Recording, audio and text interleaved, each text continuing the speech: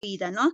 Entonces empezamos con la historia sísmica, ¿no? El Observatorio San Calixto, la información que tiene está dividida en dos periodos. El primer periodo es un periodo más histórico, de relatos, de reportes, de tiempos de la colonia. Esto es antes de 1913, cuando no se contaba con ningún equipo sísmico, solamente se tenían estos relatos, ¿no? Entonces, este es el primer periodo que se encuentran estos relatos, ¿no? Con los cuales nos basamos de qué eventos ha habido en un pasado. También tenemos, por otra parte, el segundo periodo, que ya es un periodo instrumental. Desde 1913 ya se inicia con la instalación de un primer sismómetro de tipo mecánico en la ciudad de La Paz. Entonces, desde este año empieza este registro instrumental con el cual se puede calcular la magnitud, ¿no? En el primer periodo no tenemos exactitud de qué magnitud habrá sido ese evento. Sabemos tal vez por reportes que se han caído algunas casas, pero exactamente el dato de magnitud que nos da los equipos sísmicos, ese dato no lo tenemos, pero lo han estimado de alguna forma por los efectos que ha tenido, ¿no? Entonces, este es el segundo periodo, continuamos con el periodo instrumental. La red sismológica ha empezado con una estación sísmica en la ciudad de La Paz.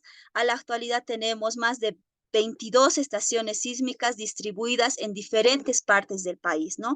Entonces, esta historia nos demuestra que Bolivia no es ajeno a la ocurrencia de grandes terremotos. En diferentes regiones se han registrado sismos que han causado pérdidas humanas y económicas. Como ser estos algunos que les muestro en este mapa, tenemos aquí el terremoto de Consata Mapiri, al norte de La Paz, en 1947. Este terremoto ha tenido una magnitud de 6.4, una intensidad de 8, y como se ve en este sismograma, bueno, ha causado grandes daños, ¿no? Más de 120 casas destruidas, que esto representaba el 85% de la población, daños en escuelas, en iglesias, afectando varias cosechas y huertas, ¿no? Entonces ahí tenemos al terremoto de Consata. También tenemos al terremoto histórico de Sucre, ¿no? En 1948, este terremoto que ha causado considerables daños en la Catedral La Merced, en San Felipe, en Santo Domingo, en los techos de los hospitales, casas, edificios que se han caído, cortes de energía eléctrica, de los telégrafos, varias localidades en Chuquisaca han sentido este sismo, ¿no? Como en Padilla, en Llamparaes, en Tarabuco. Entonces, tenemos historia sísmica en diferentes departamentos de nuestro país. Tenemos también acá el terremoto de Postrer Valle en 1957, un terremoto de 5.9, que según los reportes, estos periódicos nos dicen que incluso se han derrumbado de cerros, se han abierto grietas en el suelo, ha empezado a haber efectos de licuefacción, por eso aquí dice cantidades de lava como ceniza, pero eso en realidad es efectos de licuefacción en el suelo. Entonces, este evento sísmico que ha ocurrido en Postrer Valle ha sido sentido en las ciudades de Santa Cruz, de Sucre, incluso en Potosí y el Chapare, ¿no? Pero gracias a Dios, no ha causado estos daños personales y materiales catastróficos, ¿no? Pero sí ha causado muchos efectos.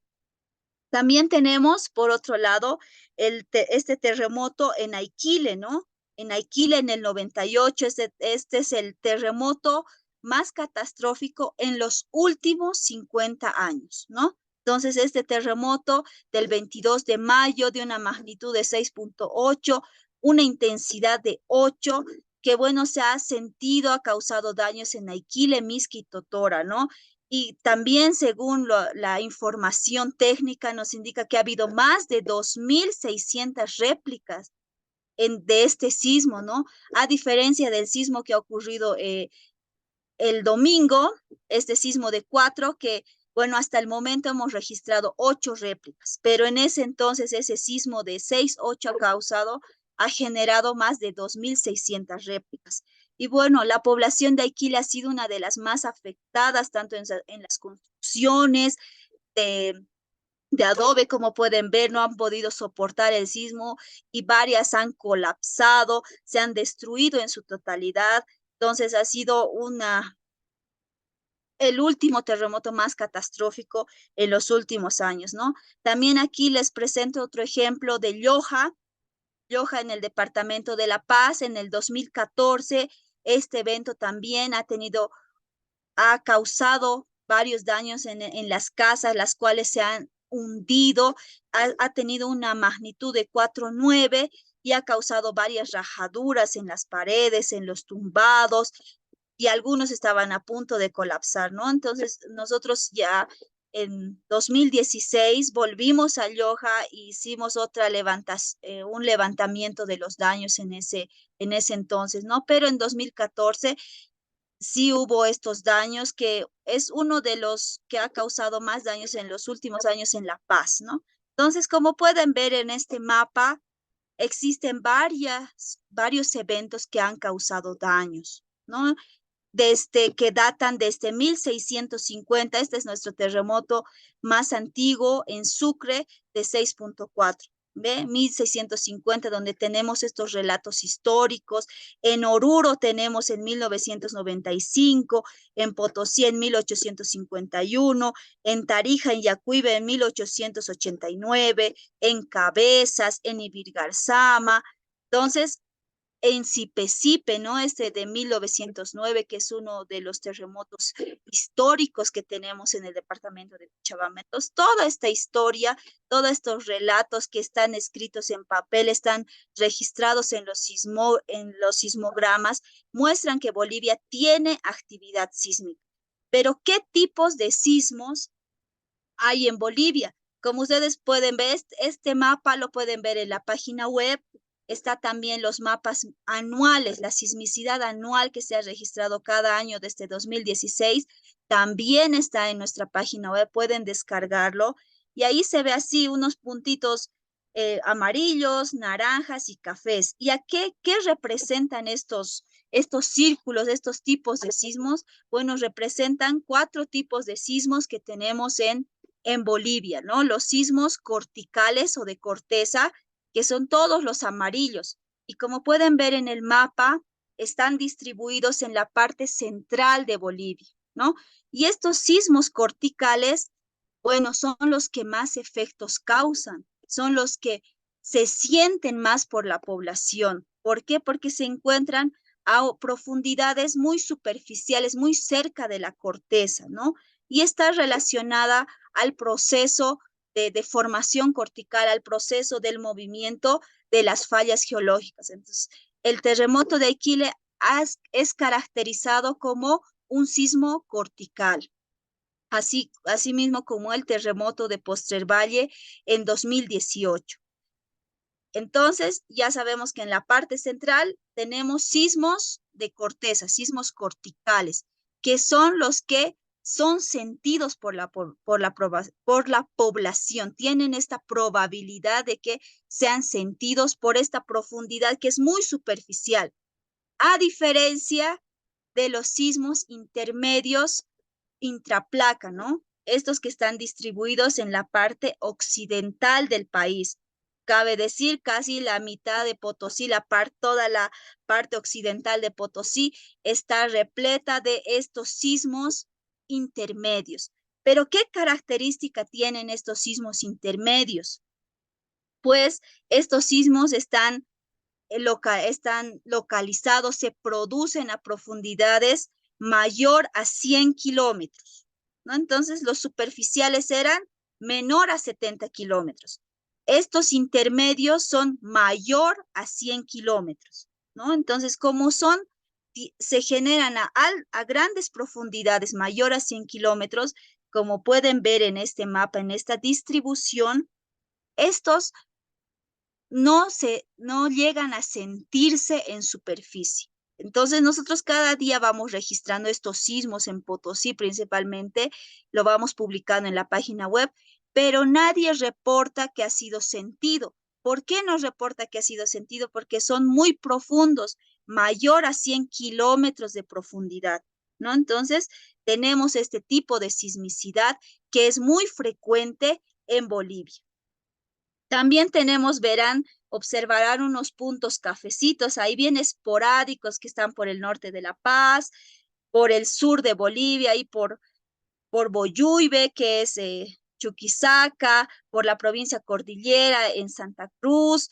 Entonces, estos sismos cafés son los sismos profundos, intraplaca profundos. Y estos, como les acabo de decir, son sismos esporádicos.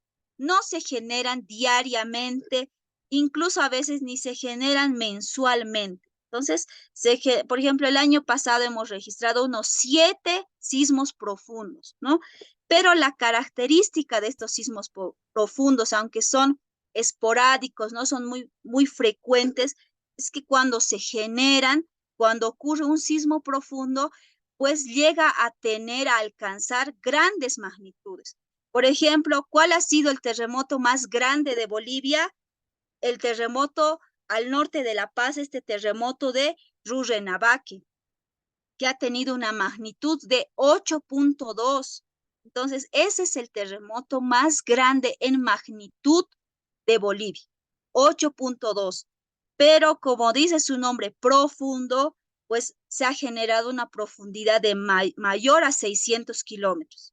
Creo que este tenía una profundidad de 600 kilómetros, este de Rurrenabaque, y por la profundidad, imagínense, 600 kilómetros, pues este terremoto no ha llegado a causar efectos desastrosos, ¿no? Sí se ha sentido en casi toda Bolivia, pero con una intensidad de 4, ¿no? Entonces, a pesar de la magnitud que ha tenido de 8.2. Entonces, estos son los 3 tipos de sismos que existen en nuestro país: los sismos superficiales o de corteza, los sismos intermedios que están en la parte occidental, los sismos profundos que son esporádicos, están localizados al norte de La Paz y al sur de Bolivia. Y bueno, también verán aquí otro sismo que dice sismos de fuente lejana. Estos sismos de fuente lejana son eventos que ocurren en países vecinos a Bolivia. ¿Cuáles son los países vecinos? Chile, Perú y Argentina. Entonces, estos sismos que ocurren, que tienen epicentro en estos países vecinos, algunos de ellos llegan a sentirse en nuestro país. Por ejemplo, sismos de Argentina. Recién el mes pasado, un sismo de Argentina ha sido sentido en la ciudad de Tarija.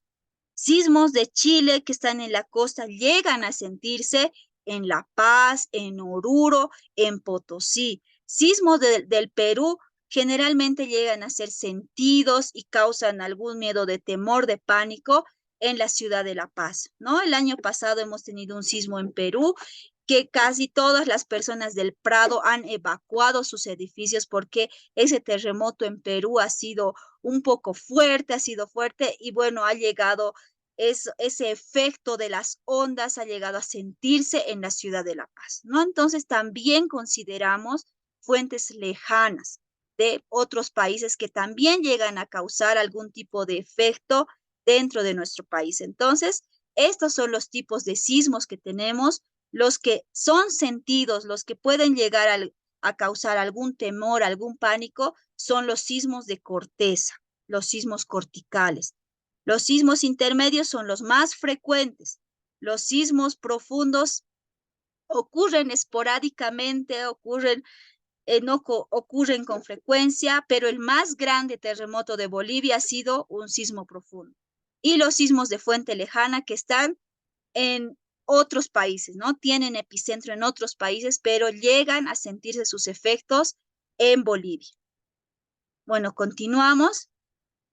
Este es el proceso sismo profundo. Y los sismos de fuente lejana que están en otros países, ¿no? Tienen epicentro en otros países, pero llegan a sentirse sus efectos en Bolivia. Bueno, continuamos. Este es el proceso de difusión de un sismo. La red sismológica hace el monitoreo 24/7 de la actividad sísmica.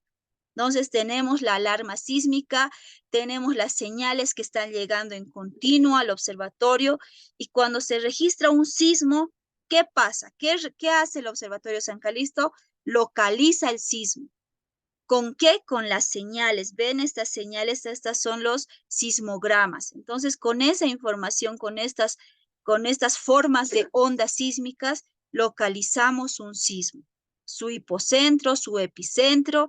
También calculamos la magnitud y profundidad con esta información que llega a nuestro centro de datos, ¿no? Entonces, posteriormente a que el analista realiza la localización, el cálculo de magnitud de profundidad, se publica la información. Estos datos obtenidos se utilizan para generar diferentes tipos de boletines. En este caso, el primer producto es este boletín sísmico diario. Y este boletín es el primer producto que se publica a las redes sociales, ¿no? Tanto a nuestra página web, a nuestra página de Facebook.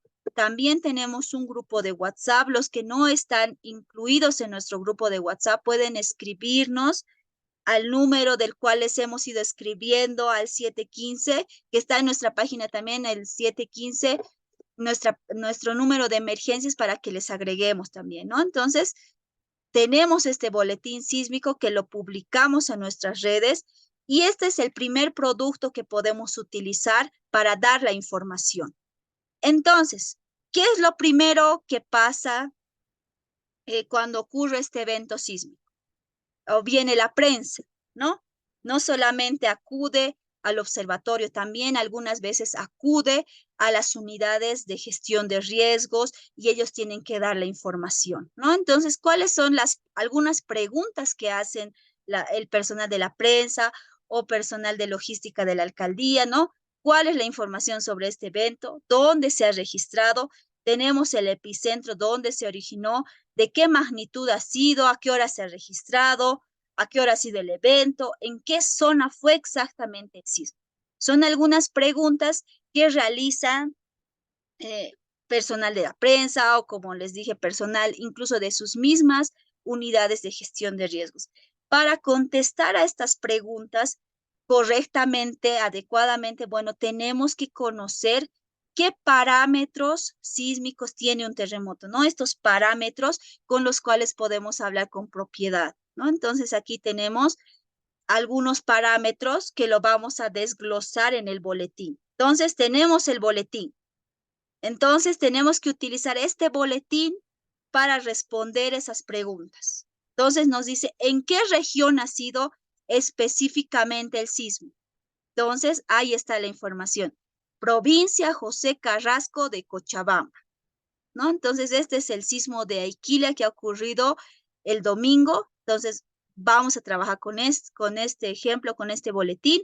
Entonces nos dice, ¿dónde exactamente ha ocurrido el sismo? Pues en la provincia José Carrasco del departamento de Cochabamba. ¿Cuál ha sido su magnitud? Ahí tenemos la magnitud. Ha sido 4 de magnitud. ¿A qué hora ha ocurrido exactamente el tiempo origen? Y aquí tenemos la fecha y hora exacta en que ha ocurrido el sismo. No la hora en que yo he sentido el sismo o el vecino ha sentido el sismo, no.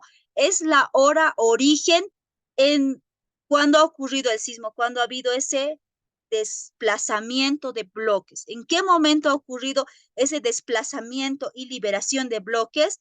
A las 10:29:59 segundos. Entonces, esa es la fecha y hora origen del terremoto, ¿no? Entonces, ¿a qué hora ha ocurrido? El día 5 de noviembre a horas 10:29, ¿no? ¿Cuál ha sido el epicentro? El epicentro son coordenadas geográficas, X y Y, latitud y longitud. Entonces, la localización es esta, ¿no? Si ustedes plotean estos datos geográficos en el Google, les va a dar una ubicación y ese es el epicentro, ¿no? Entonces, tenemos la localización, el epicentro. ¿Cuál ha sido la profundidad? También ahí tenemos la profundidad, que ha sido a 5 kilómetros, 5 kilómetros de profundidad. ¿Cuál ha sido a qué distancias está el sismo, ¿no? Entonces, ya conocemos el epicentro, ¿no? Latitud, longitud. Tomando en cuenta ese punto, podemos calcular diferentes distancias. Yo quiero saber ese epicentro a qué distancia de la ciudad de La Paz se encuentra. Entonces yo pongo el epicentro del sismo, pongo la otra coordenada de la ciudad de La Paz, por ejemplo, y calculo esa distancia. En este caso, en el boletín siempre se encuentran distancias de poblaciones cercanas al epicentro. Entonces, Misque, la población de Aiquile, Aiquile tiene un punto de latitud y longitud. Tenemos otro punto de epicentro. Entonces, entre esos dos puntos, calculo la distancia. En este caso, el boletín ya tiene esa información y nos dice a 29 kilómetros al norte de Aiquile, ¿no? Se encuentra el epicentro a 29 kilómetros al norte de Aiquile. Entonces, el sismo no ha ocurrido exactamente en Aiquile, sino ha ocurrido a 29 kilómetros al norte. O sea, estaba más cerca al norte, hacia Totora estaba dirigido, era la dirección del sismo, ¿no? Exactamente en Aiquile no estaba. Pero ¿quiénes han sentido más los efectos? Aiquile. ¿Por qué? Porque Aiquile está emplazada en un valle, en sedimentos que no están consolidados, a diferencia de Totora, ¿no? Donde la población está emplazada más en roca. Entonces las ondas sísmicas se amplifican más en estos depósitos no consolidados. La ciudad de La Paz siente sismos porque está emplazada en un valle. Cochabamba siente sismos porque está emplazada en un valle. Aiquile también, porque las ondas sísmicas se amplifican, ¿no? Entonces, aquí tenemos que el sismo se ha localizado a 29 kilómetros al norte de Aiquile, ¿no? Entonces, esa es la distancia entre el sismo y una población. No es un dato de intensidad, no, es la distancia entre un punto y el otro. En observaciones describe la fuente sismogénica. En observaciones nos indica qué sismo ha sido, si ha sido un sismo cortical, un sismo intermedio o un sismo profundo, ¿no? Entonces nos dice qué tipo de sismo es.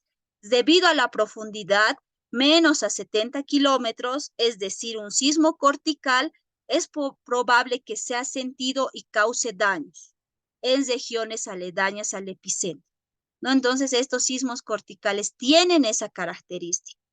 Y bueno, aquí tenemos que el ingeniero Teddy ha localizado, así del analista que ha localizado este sismo, lo ha publicado y también tenemos las referencias, ¿no? Es importante mencionar de dónde proviene la información. Esta es la responsabilidad de la información, tener referencias, respaldos, de dónde viene la información, ¿no?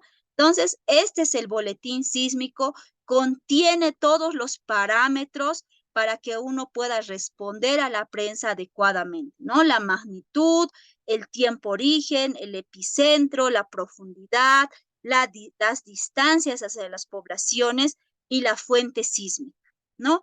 Lo que no tiene el boletín son evaluación de daños, porque a la institución no le corresponde, no es su competencia realizar evaluación de daños. Esa es competencia de las UGRs, porque más cerca del lugar del sismo. Entonces ustedes tienen datos reales. No, como nosotros como institución podemos hacer una evaluación subjetiva de los efectos, que es la intensidad, ¿no? Entonces, nosotros generamos un formulario de intensidades para tener una información preliminar que tal vez en el formulario, tal vez no están respondiendo 100% la verdad, ¿no? Entonces, ustedes como mujeres tienen que ir a corroborar la información y recabar estos datos. Y estos datos sería muy bueno que los compartan a la institución para que con esa información pueda haber esta integración de datos, ¿no? La información que ustedes recopilen con la información que nosotros estamos generando a través de la red sismológica y combinar e integrar los datos, ¿no? Entonces, este boletín no tiene información de daños ni de intensidad. La intensidad, este parámetro de intensidad ya lo publicamos en un boletín especial, ¿no? Entonces, para este sismo de Aikile, tiene su boletín, su informe sísmico especial, y ahí describe los efectos, la intensidad que se ha podido calcular, evaluar de acuerdo a este formulario que tenemos, ¿no? Entonces, continuamos con algunas preguntas que nos puede hacer la prensa o algunos funcionarios de nuestra alcaldía, ¿no? ¿Cuáles son las causas de estos sismos? ¿A qué se debe este tipo de sismos? En Bolivia tenemos fallas geológicas que pueden ocasionar, que algún momento pueden ocasionar algún tipo de desastres. Estas fallas que presentan o se generan son choque de tierras. Entonces, son preguntas que hemos ido recopilando de todas las entrevistas que nos han realizado, y básicamente todas estas preguntas están enfocadas a por qué ocurren los terremotos, cuáles son las causas, cuál es el origen de estos terremotos, ¿no? Entonces, en Bolivia los terremotos se generan acá por dos causas. Tienen dos fuentes sismogénicas. Uno es el proceso de subducción, fuente relacionada al proceso de subducción, entre las conocidas placas tectónicas, la placa de Nazca y la placa sudamericana. Entonces, en este proceso de subducción entre placas, ¿qué se generan? Los sismos intermedios, que están representados en esta gráfica de color verde, mayor a 100 kilómetros, y los sismos profundos, ¿no? Que están representados en esta gráfica en colores morados y rojos. Entonces, estos sismos intermedios y profundos están directamente relacionados al proceso de subducción entre placas, ¿no? Entonces, ese es el origen de estos terremotos, ¿no? Proceso de subducción entre la placa de Nazca y la placa sudamericana, ¿no? Entonces, los de Potosí ya saben cuál es el origen de los sismos en Potosí, esta interacción de placas, Nazca y Sudamérica, ¿no? Ahora, las de Cochabamba, si ocurriera un sismo en Cochabamba, ¿cuál es el origen? Bueno, en Cochabamba ya el contexto es diferente, o en la parte central de Bolivia. El contexto ya está, el contexto tectónico ya está directamente relacionada con fallas geológicas, ¿no? La deformación cortical, esta dinámica de deformación cortical de fallas geológicas. ¿Y qué son las fallas geológicas? No son un bloque de tierra, sino son bloques de roca, roca que alcanza grandes dimensiones y que éstas se van desplazando, ¿no? Entonces, cuando se desplaza estos bloques y en este momento de desplazamiento se libera energía, ese es un sismo. Porque ¿qué es un sismo? La liberación abrupta de energía, ¿no? Entonces, estos bloques acumulan energía y cuando se desplazan, liberan esta energía y se genera un sismo, ¿no? Entonces, en la parte central de Bolivia, la fuente sismogénica es esta deformación cortical, es este desplazamiento de bloques, de fallas geológicas que hay que caracterizarlas, ¿no? Eso todavía es un tema que hay que trabajar mucho, identificar qué falla geológica está generando sismicidad en mi región, ¿no? ¿Cuál es esa falla geológica? ¿Qué geometría tiene? ¿Tiene una geometría norte-sur, este-oeste? ¿Qué tiene un buzamiento de 45 grados, de 20 grados? ¿Cómo es la característica de esta falla? ¿No? Entonces, eso es lo que se requiere trabajar para identificar las fallas geológicas sismogénicas, las fallas geológicas activas, ¿no? Entonces, en conclusión, tenemos dos fuentes: placas tectónicas que generan sismos intermedios y profundos, y fallas geológicas que generan la sismicidad cortical para Bolivia, ¿no? En Bolivia estos sismos corticales están relacionados con las fallas geológicas. Otras preguntas que también tenemos, que también nacen de la población, de la prensa: ¿cómo se puede establecer de qué grado es? La tierra se ha movido en varios lugares. Es a raíz de este sismo, por lo menos en lugares más cercanos. O sea, estas preguntas hacen referencia al tamaño de un sismo. ¿Qué grado es? O sea, me hace referencia si el sismo ha sido grande, ha sido pequeño, por qué se ha sentido en varios lugares. Entonces, estas preguntas las podemos responder a través de estos datos de magnitud e intensidad, ¿no? Entonces, como dice aquí magnitud, la magnitud es un parámetro que nos da la red sismológica, las estaciones sísmicas, utilizando la información de las estaciones sísmicas, podemos calcular la magnitud. Entonces es un dato instrumental la magnitud, es un dato subjetivo, a diferencia de la intensidad, que es un dato más subjetivo, es un dato que la población me proporciona. Entonces aquí tenemos un versus entre magnitud e intensidad, y en esta parte muchos periodistas, muchos medios de prensa se confunden e indican magnitud en la escala de Mercalli. Eso es equivocado, ¿no? Mercalli que calcula, que mide la intensidad. Richter que mide la magnitud. Entonces, cuando uno confunde estos términos, pues llega a escribir en los medios de prensa magnitud en la escala de Mercalli. No, eso está equivocado. Entonces, por eso hay que conocer estas diferencias. La magnitud está en función de la escala de Richter y la intensidad en función de la escala de Mercalli. La magnitud, como indica acá, es un valor instrumental. Es un solo valor, es un valor fijo. Y la intensidad, a diferencia, o sea, es muy diferente a la intensidad. La intensidad, ¿qué es? Un valor más descriptivo, más subjetivo. Además que la intensidad puede tener varios valores, ¿no? Por ejemplo, continuamos con el sismo de Aikile. El sismo de Aikile ha tenido una magnitud de 4.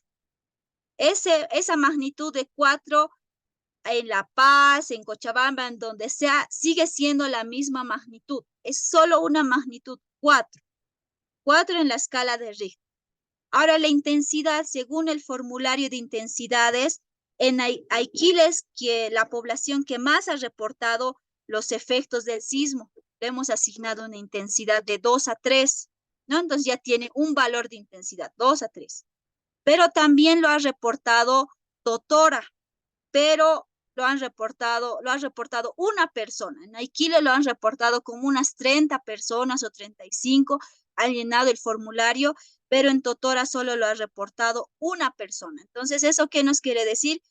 Que no ha sido sentido por muchas personas. Tal vez lo ha sentido solo 1 o 2. Entonces, la intensidad es menor, intensidad de 2. Entonces, la intensidad tiene varios valores. Para Totora, una intensidad de 2, para Aikile, una intensidad de 2 a 3.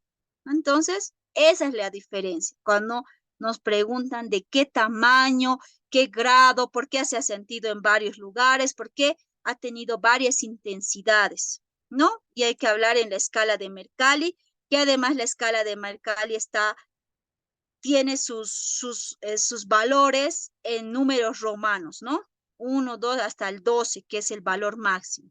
En cambio, Richter es una escala logarítmica y sus valores van del 1 y al extremo abierto. O sea, no hay un valor final para la escala de Richter.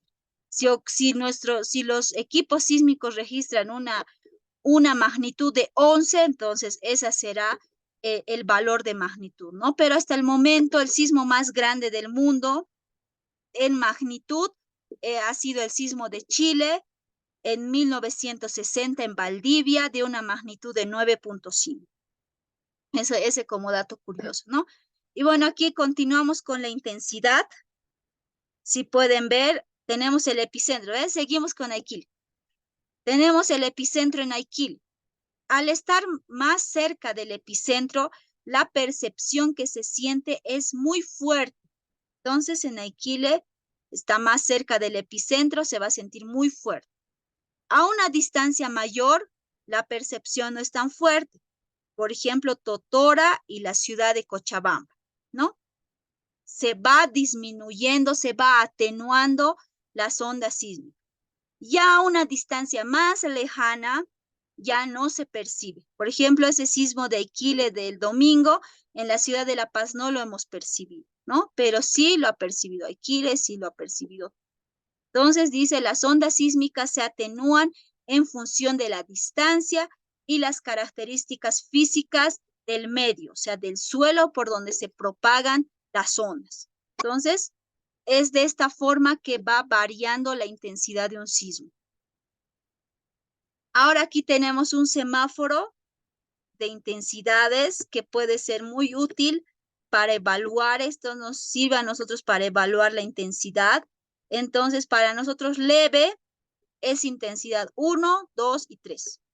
Es una intensidad leve, donde una persona lo ha sentido, donde algunas personas lo han sentido en el interior de edificios. Esto es para intensidad 3.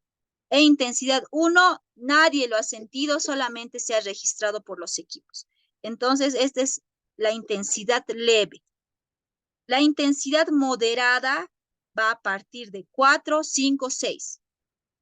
¿No? Sentido por muchas personas, los objetos colgantes se mueven, lo perciben muchas personas en el exterior, se caen los objetos.